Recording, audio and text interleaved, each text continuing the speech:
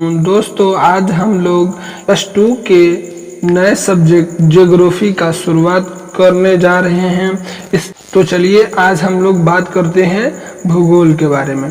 भूगोल जिसे इंग्लिश में ज्योग्राफी कहते हैं, और ज्योग्राफी यूनानी भाषा जो ज्योग्राफिया से बना हुआ है। ज्योग्राफिया भी दो शब्दों से मिलकर के बना हुआ है, एक जियो और दूसरा ग्राफिया। जियो का मतलब होता है भूमि और भू का मतलब होता है पृथ्वी, और ग्राफिया का मतलब वर्णन होता है, चित्रण होता है। अर्थात इसका मतलब कि पृथ्वी का अध्ययन भूगोल कहलाता है, पृथ्वी का अध्ययन भूगोल कहलाता है, अथवा पृथ्वी का वर्णन भूगोल कहलाता है। अब देखते हैं कि भूगोल शब्द का प्रयोग सर्वप्रथम किसने किया था। तो भूगोल शब्द का प्रयोग सर्वप्रथम इराटोस्थनीज ने किया था। और भूगोल के पिता कौन है? भूगोल के पिता कौन है? तो भूगोल के पिता हिकैटियस को माना जाता है। तो ये रहा कुछ बेसिक जानकारी भूगोल के बारे में। अब आगे से हम लोग भूगोल के पहला चैप्टर की शुरुआत कर रहे हैं, और पहला चैप्टर का नाम है मानव भूगोल, प्राकृतिक एवं क्षेत्र। तो चलिए देखते हैं भूगोल। भूगोल के बारे में अभी आप थोड़ा देर पहले पीछे पढ़ चुके हैं। तो भूगोल को दो वर्गों में बांटा गया है। भूगोल को दो वर्गों में बांटा गया है, और पहला भौतिक भूगोल, दूसरा मानव भूगोल। भौतिक भूगोल, अब दोनों को एक एक करके देख लेते हैं। भौतिक भूगोल वे तत्व जिनका निर्माण स्वतः हुआ है अथवा प्रकृति ने किया है, उसे भौतिक भूगोल कहते हैं। अर्थात वैसे तत्व दुनिया में जिनका निर्माण खुद से हुआ है अथवा प्रकृति ने किया है, उसे भौतिक भूगोल कहते हैं। जैसे स्थल, जल, वायु, वनस्पति, पेड़ पौधा, जीव जंतु इत्यादि। और मानव भूगोल दूसरा है मानव भूगोल, वे तत्व जिनका निर्माण स्वतः न होकर मानव द्वारा निर्मित किया गया है, उसे मानव भूगोल कहते हैं। अर्थात जिसका निर्माण मानव द्वारा हुआ है, मानव ने किया है, उसे मानव भूगोल कहते हैं। यहाँ तक क्लियर है ना? अब आगे देखते हैं मानव भूगोल का परिचय। तो थोड़ा देख लेते हैं इसको भी।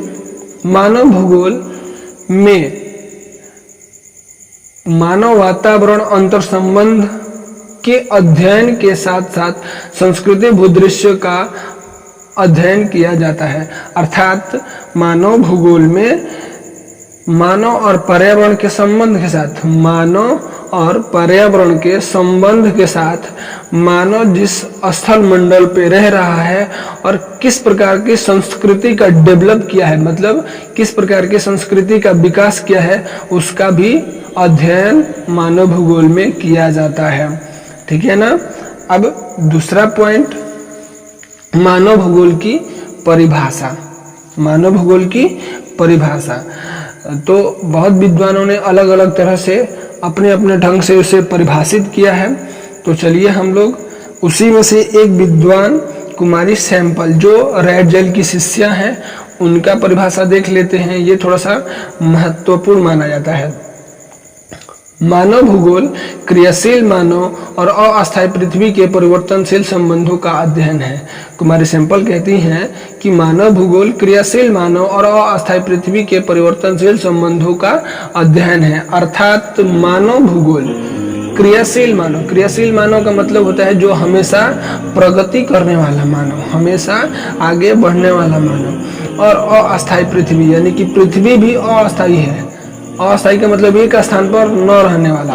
तो दोनों क्या है? प्रगतिशील हैं, अपने अपने स्थान पर नहीं रह रहे, वो प्रगति कर रहे हैं दोनों। तो इन दोनों के बीच के संबंध को हम लोगों को मानव भूगोल में पढ़ना है।